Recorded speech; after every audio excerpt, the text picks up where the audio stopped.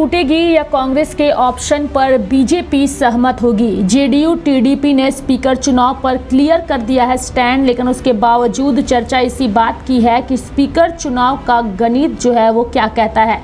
आज हम आपको अपनी इस रिपोर्ट में बताएंगे कि लोकसभा स्पीकर का 26 जून को चुनाव होना है। स्पीकर चुनाव को लेकर सत्ताधारी भारतीय जनता पार्टी यानी कि बीजेपी की अपनी रणनीति है, तो वहीं विपक्ष की अपनी शर्तें।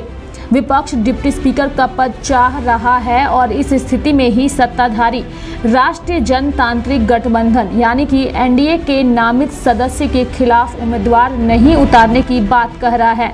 बात इसे लेकर भी हो रही है कि स्पीकर चुनाव सत्ता पक्ष और विपक्ष दोनों के लिए इतना अहम आखिर क्यों है। लोकसभा स्पीकर का चुनाव पक्ष और विपक्ष दोनों के लिए ही अहम है। बीजेपी की रणनीति जहां स्पीकर चुनाव के जरिए यह संदेश देने की होगी कि एनडीए के सभी घटक दल मजबूती के साथ हैं और गठबंधन में किसी तरह का कोई विरोधाभास नहीं है। वहीं विपक्ष की रणनीति यह है कि स्पीकर चुनाव के बहाने सरकार को डिप्टी स्पीकर का पद उसे देने के लिए मजबूर किया जाए।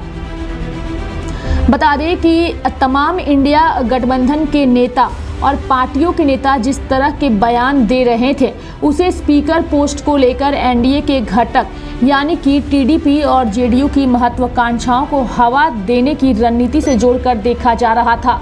बीजेपी ने इसीलिए स्पीकर को लेकर गठबंधन सहयोगियों और विपक्षी दलों के साथ आम राय बनाने के लिए रक्षा मंत्री राजनाथ सिंह को जिम्मेदारी दी है। इस बीच स्पीकर चुनाव को लेकर एनडीए के घटक दलों ने बीजेपी को फ्री हैंड दे दिया है। एनडीए के घटक दल बीजेपी की ओर से स्पीकर पद के लिए नामित किए जाने वाले सांसद के समर्थन की बात कह रहे हैं। जेडीयू ने साफ कर दिया है कि स्पीकर के लिए बीजेपी जिसका नाम आगे बढ़ाएगी, पार्टी उसका समर्थन करेगी। वहीं टीडीपी के राष्ट्रीय प्रवक्ता भीराम कोमेरेड्डी भी कह चुके हैं कि एनडीए के घटक दल साथ बैठकर तय करेंगे कि हमारा उम्मीदवार कौन होगा। आम सहमति से जिसका नाम तय होगा, टीडीपी समेत सभी सहयोगी दल उसका समर्थन करेंगे। यानी कि बीजेपी को एनडीए के तमाम नेताओं ने फ्री हैंड कर दिया है उम्मीदवार को लेकर के। बीजेपी जिसका भी नाम आगे करेगी, उसे एनडीए के घटक दल अपना समर्थन करेंगे।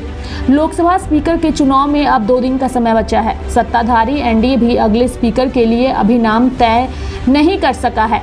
वहीं विपक्षी गठबंधन में इस बात पर अड़ा है कि डिप्टी स्पीकर का पद नहीं दिया गया तो वे दोनों ही पदों के लिए उम्मीदवार उतारेंगे।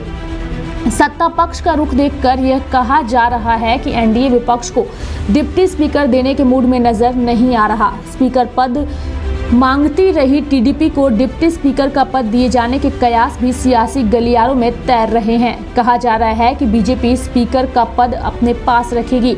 राज्यसभा में उपसभापति का पद पहले से ही जेडीयू के पास है। अगर ऐसा सीन बनता है कि लोकसभा स्पीकर के लिए विपक्ष भी उम्मीदवार उतार दे तो ऐसा पहली बार होगा जब इस पद के लिए चुनाव की नौबत आएगी। ऐसा हुआ तो आम सहमति से स्पीकर चुनने की अब तक चली आ रही परंपरा भी टूट जाएगी। आज़ादी के बाद से अब तक लोकसभा स्पीकर और डिप्टी स्पीकर का चयन सर्वसम्मति से होता रहा है। स्पीकर का पद सत्ताधारी दल और डिप्टी स्पीकर का पद विपक्ष के पास रहता है। इस बार अगर इन पदों के लिए चुनाव की नौबत आती है तो भी एनडीए की जीत सुनिश्चित है।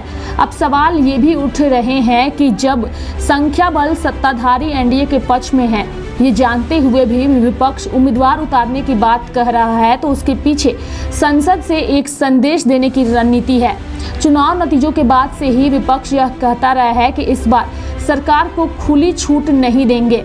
विपक्ष परंपरा का हवाला देते हुए डिप्टी स्पीकर पद की मांग कर रहा है और उम्मीदवार उतारने के पीछे भी यही संदेश देने की रणनीति हो सकती है। लोकसभा के नंबर गेम की बात करें तो इस बार तस्वीर 2014 और 2019 के मुकाबले जो है वो अलग है। एनडीए की अगुवाई कर रही बीजेपी 240 सीटों के साथ सबसे बड़ी पार्टी है, लेकिन 2 चुनाव बाद पार्टी पूर्ण बहुमत के लिए जरूरी 272 के जादुई आंकड़े से पीछे रह गई।